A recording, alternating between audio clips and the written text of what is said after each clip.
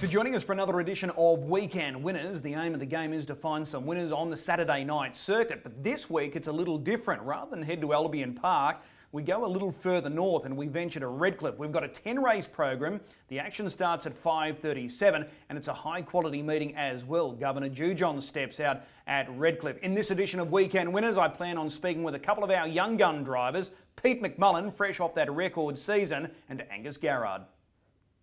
Leading driver Pete McMullen jumps in the hot seat to go through all of his drives for Saturday night's meeting at Redcliffe. He joins us now. Pete, appreciate the time. No worries, Chris. Colonel Joy is your first driver, lining up in the opening race, and he's got the outside of the second row, a track in which he's yet to score at. So can this be his night on Saturday night, or is it too hard a task? Yeah, it's going to be tough for him. He's got a bad gate, and he's probably down on form a little bit. But you know, Redcliffe can be a wonderful place sometimes. You can sort of snag a sort of soft trip sometimes and sneak through the middle, and sometimes it works out, sometimes it doesn't. A Hoka Chopper looks hard to beat, drawn in barrier one. Recent efforts have been really good, so he's going to take some catching. Yeah, definitely. So probably looks a bit of a fence race. So might be able to sneak the fence and run home late. Okay. Race number 2, you're down to drive So Bob's Your Uncle. This guy's going well. He's been a runner-up 3 of his last 4. Is the draw just a little tricky there on Saturday night? Yeah, it makes it tricky. It's sort of hard to see where he's going to be. Probably going to have to be a little more aggressive on him this week, which, I think he's up to the task. Obviously he's been racing really well and hitting the line strong. Even though they've been sort of cushy runs, I think he can do a bit more. Okay, you've got speed on your inside with Life's Black and one last roll. So, you might have to be aggressive, like you said. Yeah, well, it could work out all right for us. Sort of, obviously both those horses are going to be aggressive early, which, isn't ideal, but at some stage if we can be up there close and hopefully they might cut each other up a little bit, which will work out good for us. He's very versatile, isn't he? Yeah, he can be. He's been racing really well and been doing it sort of, both ways, sort of off the pace, and can do a little bit of work in the run as well. Okay, well that's So Bob's Your Uncle in race number 2. We move across to race 5. Heavenly Wisdom. This mare's yet to score since transferring to Richard Hutchison. She comes up with gate 3. How do you assess her chances? Yeah, she probably hasn't been racing too bad. She's been right there amongst them, so if she can get a good trip, she won't be too far away. Yeah, recent efforts have been okay, and there's no standout in this field. It looks fairly open. Yeah, definitely. It's not an overly sort of strong field and a pretty even bunch, and yeah, she's sort of been just sort of sneaking under the radar a little bit, so she could be in there with a bit of a chance, just depending on where she is in the run. Do you have to be aggressive with her at the start to sort of just find a spot early?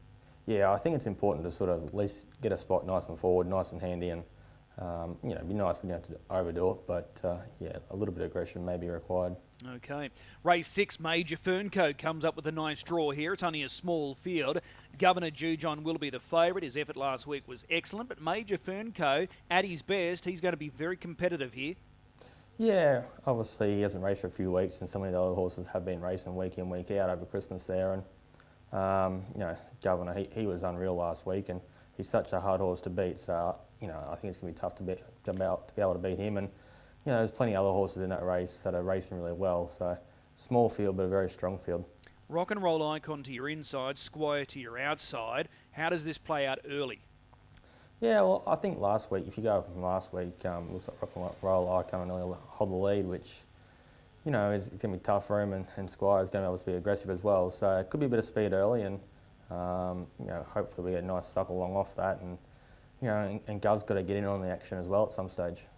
It's going to be a competitive race, that one. Race number 6, no doubt about it. Race 7, this is the Knights and Dames final. Heats were staged Wednesday week ago. Hemsworth and Catchphrase, our 2 heat winners. Catchphrase gate 4, and you're the outside of the second row, but he's the class runner, clearly. Yeah, I think he's definitely a class runner. The draw sort of makes it very interesting. He sort of went from probably being, the definite sort of lookalike winner to obviously it makes it a good race. So, we're going to have to weave a bit of magic and give him a good trip. But I think with his speed, as long as he's within striking distance, he's still going to be the horse to beat. How big a difference is there with Hemsworth now, this current campaign, to what we saw back during the winter? Yeah, I think we sort of learned a lot from him, from sort of racing them horses, and sort of tried to stop sort of make him into something he's not, and just sort of let him be a speed horse and teaching the race a little bit. Obviously he's got great gate speed, but he comes straight back to you now, and then when you want him, he sort of switches back on the way he goes. That's one thing about the Sweet Loos, the progeny of Sweet Lou. They've got speed. Yeah, they've got wicked speed, and for a little while we were sort of trying to toughen him up a little bit and sort of make him into a little bit stronger horse. But I think if we just sort of keep working with his speed, I think his speed will win him lots of races. Yeah, he's destined for bigger and better things, it looks likely. Yeah, it looks that way. He fits in this race very nicely, just coming out, with the prize money dollars he'd earned. So, looks like a very good race for him. Okay, well that's Hemsworth, race 7. Race 8, you're down to drive She's Got Bling, comes up with gate 2. Last 2 runs have been okay. Yeah, she's probably racing better than a form reads. She's just a mare that sort of needs to be close and handy, but sort of without doing too much early. So sometimes it can be a little bit tricky to get the right trip for her. But she's got a pretty good draw, so she's going to be nice and close. And last week, it looked like she had a nice sort of run in the race, but her times were still pretty strong, even though she sort of faded a little bit. Okay, and she's got a liking for this track as well. Yeah, her record at Redcliffe's outstanding. Obviously, this is probably a bit harder than what their other races she's won there, but she certainly races well there. Okay, and the last race is probably one of the highlights on the program. This trot race, only the 5 runners. Doug, he was on a roll. He won the Albion Park Christmas Cup. He won the Redcliffe Christmas Cup. We haven't seen him for a couple of weeks. What can we expect Saturday night? Well, with Doug, it's a little hard to know. You sort of got to cross your fingers at the start and just sort of hope he sort of trots away safely. Normally, if he trots away safely, he's good after that. So, fingers crossed we can get them first few steps right. And if he does that, he's going to be a very good chance. He's obviously a very class horse. He's got to get his manners right.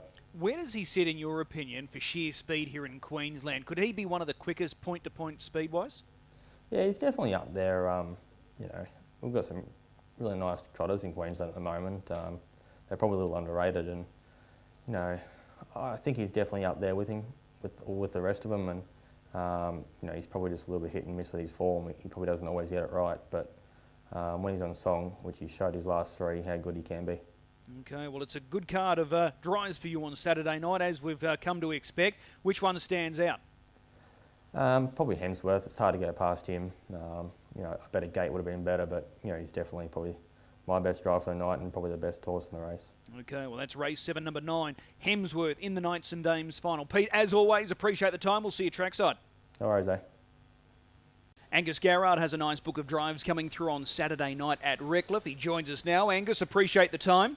Thanks for having me, Chris. You've got a tough draw in this first race on Saturday night. Letterkenny Boy, he's got gate 6. That was probably the one draw you didn't want. Yeah, that's right. Unfortunately, you can't sort of seem to get any decent draw when he gets in the right sort of race, unfortunately. But his work's been really good at home since his last run, and he seems really well. So hopefully with a little bit of luck, and if there's some speed on, we can be close. Going into this race, if he had drawn a gate, it probably would have given you a real confidence of taking this race, but barrier 6, it just hurts, doesn't it? Yeah, 100%. As I said, they're sort of going to have to go some ridiculous time for us to be able to get into it now. So, I mean, if that happens, I'm sure he can be right there, but I'm not sure if it looks that way on paper. Is a Hoka Chopper the horse to beat? I think so. He raced pretty well last week when he probably wasn't driven to suit it 100%. He did a lot of work early. And he's still sort of stuck on well late, so I think you're right. Okay. Race number 3 on Saturday night. It's Super Easy. This guy's on the back up. He raced here on Tuesday, and looking back at the replay, he was pretty stiff there on Tuesday. Yeah, he was really good, Chris. He just sort of didn't handle the turn out of the home straight the best on Tuesday. Just wanted to get in pretty bad, and sort of that last time round, he sort of got into a point where we just sort of had to drop to the fence. But he, when I did get him out, he found the line really well and sort of went over the line hard held. Okay, the obvious question out of that, is he better suited at Redcliffe or on the bigger track at Albion Park?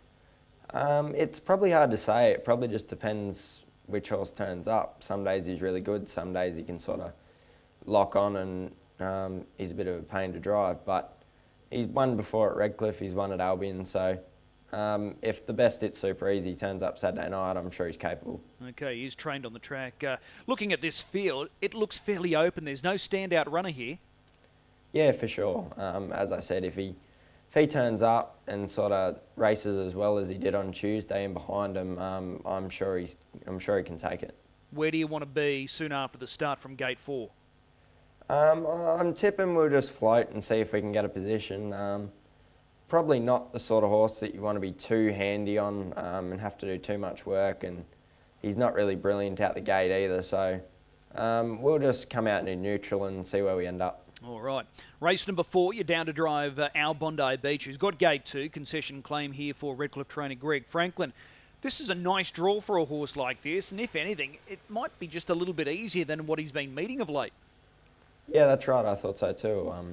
He's racing pretty well. He sort of did a fair bit of work early Saturday night, and he still wasn't too far away. So hopefully from the draw we can land close, and ideally we get to the fence, and I'm sure he's in with a shot. Is Billa Bull Terror the horse to beat on your inside? I think so, but in saying that, he's not brilliant out the gate. I'm not sure whether we could clear him from side by side at Redcliffe over the mile, but if we could, it'd be ideal. He's sort of 10 times better horse on the fence, but either way, our horse will race well. Okay, but the start is important though. Yeah, for sure. All right. Well, that's race 4. Let's move across now to race 7. This is the Knights and Dames final. You're going to be on a long shot here in the shape of Chasing Dreams. The favourite is going to be Hemsworth. The 2 heat winners were Hemsworth and Catchphrase. Chasing Dreams, has she got a place hope? Oh, look, she's probably a really minor place hope if something sort of drastic happens. She certainly didn't disgrace herself in her heat, I didn't think, but she raced last night at Redcliffe, and she sort of was probably a tad disappointing. Hopefully we'll just get her to the fence and maybe she can pick up some minor money. Okay, which one did you think was more impressive out of the heats, Catchphrase or Hemsworth? I thought Catchphrase was really good, but Hemsworth, he's probably got the runs on the board more than anything in this series. He's shown that he's got really good speed, and he's probably got speed better than anything else in this race. Okay. Well, that's going to be an interesting race, race 7, and then we go across to race 10, the last. This is also a very intriguing race. Small field, only the 5 runners, standing start conditions, Sir Fahrenheit. Huge year last year, banked more than $100,000. He comes up against Doug. We haven't seen Sir Fahrenheit since that Christmas Cup at Albion Park. Doug has since started in the Redcliffe Christmas Cup, so they're both fresh up, these guys, so it should be an intriguing little battle here. Yeah, that's right. It'll be interesting, and at Redcliffe makes it a little different as well. So we'll just sort of see what happens. We're not going to be out to bust him this week. He's sort of first up for a while, as you said, and he's sort of got a pretty big year ahead, so we'll just get around in one piece. Hopefully we can hit the line, and if we're close enough, I'm sure he's good enough. Does the small field play to your advantage? Yeah, I think so. It's just going to depend on tempo, really, I think. If they walk and sprint home, it's sort of going to be difficult for everyone, but if they run along, the small field sort of does make it quite an even race. Tell me, is this fair or unfair?